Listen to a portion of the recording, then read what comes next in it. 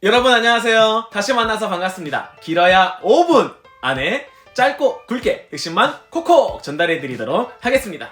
하나님께서 이 세상을 만드시고 하나님의 형상대로 사람을 창조하셨죠. 그리고 하나님의 형상인 사람을 통해서 이 세상을 다스리고 계십니다. 하나님께서는 에덴 동산을 지으시고 그곳에서 아담과 하와와 함께 하나님 나라를 시작하셨어요.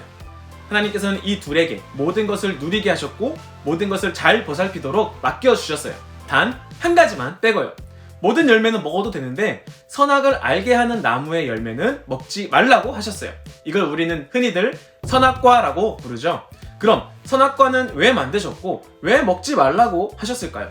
오늘은 그 이유에 대해서 한번 알아보도록 하겠습니다. 먼저 우리가 짚고 넘어가야 하는 부분이 하나 있어요. 그것은 선악과라고 하는 그 열매 자체가 어떤 성분이 있어서 특정 효능 효과를 가지고 오는 것은 아니라는 거예요.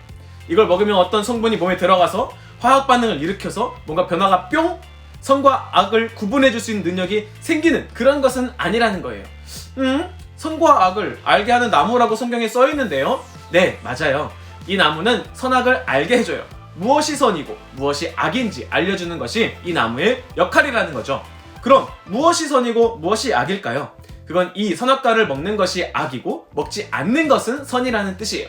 다시 말하면 하나님 말씀에 순종하는 것은 선이고 말씀에 순종하지 않는 것은 악이라는 거예요. 선과 악의 기준이 하나님 말씀에 있다는 겁니다. 하나님께서 선악과를 먹지 못하게 하신 것은 이걸 먹고 선악을 알게 될까봐 그 깨달음을 금지시키려고 하시는 것이 아니에요. 오히려 알려주시는 거죠. 그래서 말 그대로 선과 악을 알게 하는 나무예요. 무엇이 선이고 무엇이 악인지 이걸 깨닫게 하는 나무인 거죠. 하나님께서는 이 나무를 통해서 사람들이 선과 악의 기준이 하나님께 있음을 기억하고 하나님 말씀에 순종하는 삶을 살아가길 바라셨던 거예요. 사람은 하나님의 형상으로 지어졌고 이 사람에게는 하나님을 대신해서 이 세상을 다스리는 권한이 주어졌어요. 그래서 이 세상을 다스리는데 내 맘대로가 아니라 하나님 뜻대로 해야 되는 거죠. 세상을 다스리는 권한이 있다고 해서 그게 나에게서 스스로 생겨난 권한이 아니라 하나님께서 위임해 주신 권한이라는 것을 기억해야 한다는 거예요. 동물들 이름도 짓고 이것저것 마음껏 열매들을 먹을 수 있고 하나님 대신 세상을 다스린다고 해서 내가 이 세상의 주인이라고 착각하지 말아야 된다는 거예요. 그래서 하나님은 선악을 알게 하는 나무를 에덴 동산 중앙에 두셨어요.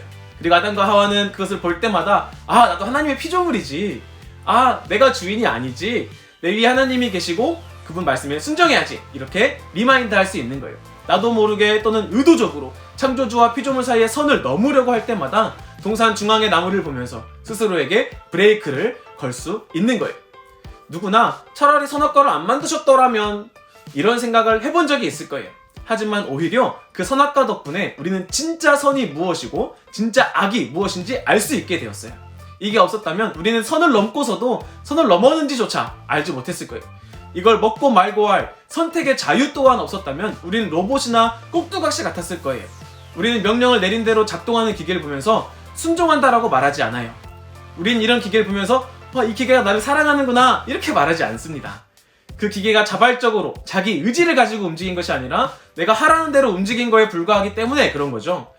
영혼 없는 대답을 좋아하는 사람은 아무도 없습니다. 하나님은 우리에게 이런 기계적인 움직임을, 영혼 없는 반응을 바라시는 게 아니에요. 하나님은 우리가 하나님을 사랑하길 바라시고 우리의 자발적인 의지를 가지고 하나님 말씀에 순종하기를 원하세요. 선악과가 또는 하나님 말씀이 우리의 자유를 억압하는 것처럼 느껴지시나요?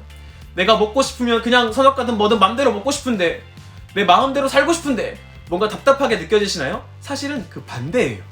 물고기가 자유를 찾아서 물 밖으로 나가면 살 수 있을까요? 팔딱팔딱거리다 결국 죽음을 맞이하고 말 거예요. 물고기는 물 안에 있을 때에만 제일 자유롭습니다. 마찬가지예요. 우리는 하나님 안에 있을 때에만 진정한 자유를 누릴 수 있어요. 내가 내 자유니까 내 맘대로 내 자유로 선악과를 먹으면 어떻게 될까요? 선악을 알게 하는 나무의 열매를 먹지 말라. 네가 먹는 날에는 반드시 죽으리라. 이렇게 하나님께서 말씀하신 것처럼 반드시 죽게 됩니다. 물 밖으로 나간 물고기처럼요.